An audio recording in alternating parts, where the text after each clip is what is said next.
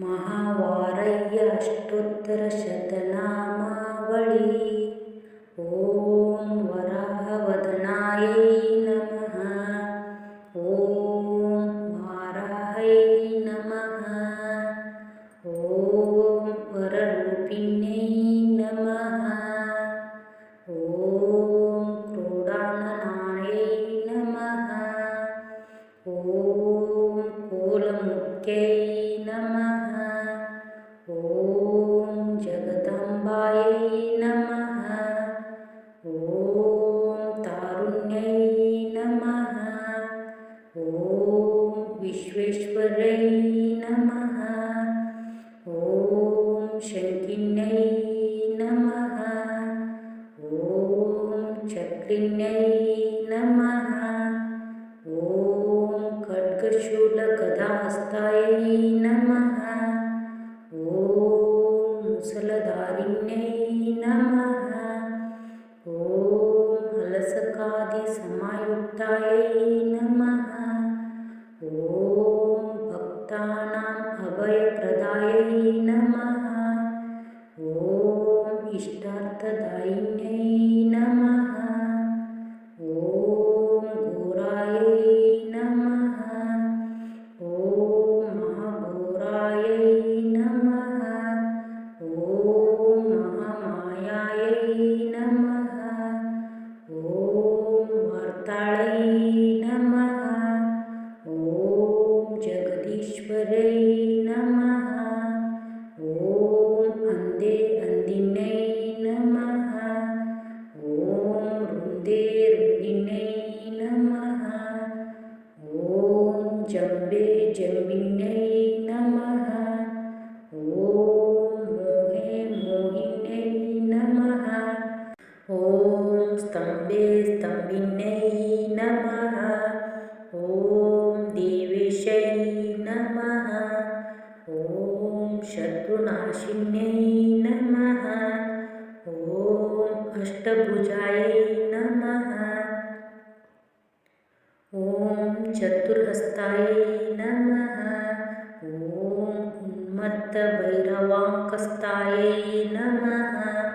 ॐ कपिललोचनायै नमः। ॐ पञ्चमै नमः। ॐ लोकेशै नमः। ॐ नीलमणिप्रभायै नमः। ॐ अञ्जनाद्रिप्रतिकाशायै नमः।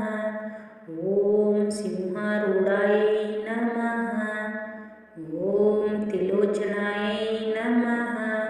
ॐ श्यामलायै नमः। ॐ परमायै नमः।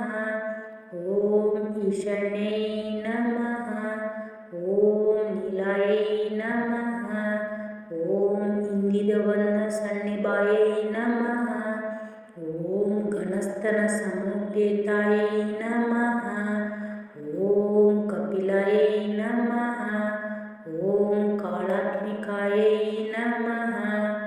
ॐ अम्बिकायै नमः।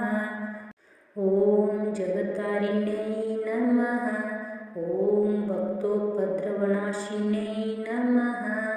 ॐ सुगुणायै नमः। ॐ निष्कळायै नमः। ॐ विद्यायै नमः।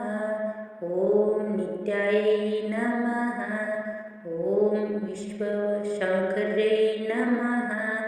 ॐ महारूपायै नमः। ॐ महेश्वर्यै नमः। ॐ महेन्द्रितायै नमः। ॐ विश्वव्यापिन्यै नमः। ॐ देवै नमः। ॐ पशूनाम् अभयङ्कर्यै नमः। ॐ कालिकायै नमः। ॐ भयदायै नमः। ॐ बलिमांसमहाप्रियायै नमः। ॐ जयभैरवै नमः। ॐ कृष्णाङ्गायै नमः। ॐ परमेश्वरवल्लभाय नमः। ॐ सुधायै नमः। ॐ स्तुत्यै नमः। ॐ सुरेशण्याय नमः। ॐ ब्रह्मादिवरदायिन्यै नमः। ॐ स्वरूपिण्यै नमः। ॐ सुराणाम् अभयप्रदायै नमः। ॐ वराहदेहसम्भूतायै नमः। ॐ श्रोणिवारलसे नमः। ॐ क्रोधिन्यै नमः। ॐ लीलास्यै नमः। ॐ शुभदायै नमः। ॐ अशुभवारिण्यै नमः। ॐ शत्रूणां वाक्स्तम्भनकारिण्यै नमः। ॐ शत्रूणां गतिस्तम्भनकारिण्यै नमः। ॐ शत्रूणां मतिस्तम्भनकारिण्यै नमः। ॐ शत्रूणां अक्षिस्तम्भनकारिण्यै नमः। ॐ शत्रूणां मुखस्तम्भिन्यै नमः। ॐ शत्रूणां जिह्वास्तम्भिन्यै नमः। ॐ शत्रूणां निग्रहकारिण्यै नमः। ॐ शिष्टानुग्रहकारिण्यै नमः। ॐ सर्वशत्रुक्षयङ्कर्यै नमः। ॐ सर्वशत्रुसाधनकारिण्यै नमः।